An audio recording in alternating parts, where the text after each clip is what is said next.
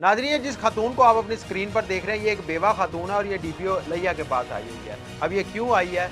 इसके साथ फ्रॉड हुआ और 3 करोड़ रुपए का फ्रॉड हुआ है और इस सारे मामले को ये आकर डीपीओ लिया की खुली कचहरी में बयान करती है। डीपीओ लिया मोहम्मद अली वसीम साहब, इनका काम ही यही है कि खुली कचहरी लगाते हैं गरीब शहरियों की, जिनकी कोई नहीं सुनता, उनकी ये बात सुनते हैं और फिर उन मामलात को अपनी निगरानी में हल करवाते हैं।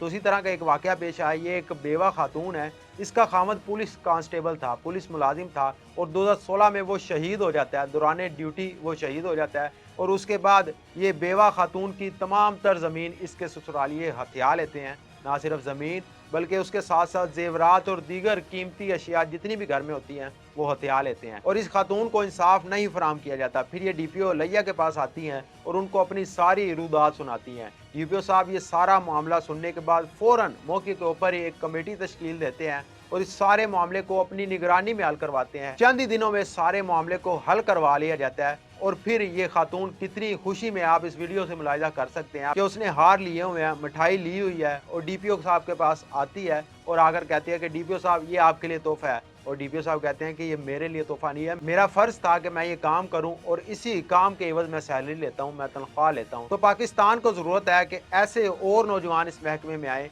जो कि इस महकमे के लिए फख्र का बायस बने। आपको डीपीओ साहब का ये इकदाम कैसा लगा है कमेंट सेक्शन में जरूर बताइएगा। हमें दीजिए इजाजत। अल्लाह निगहबान।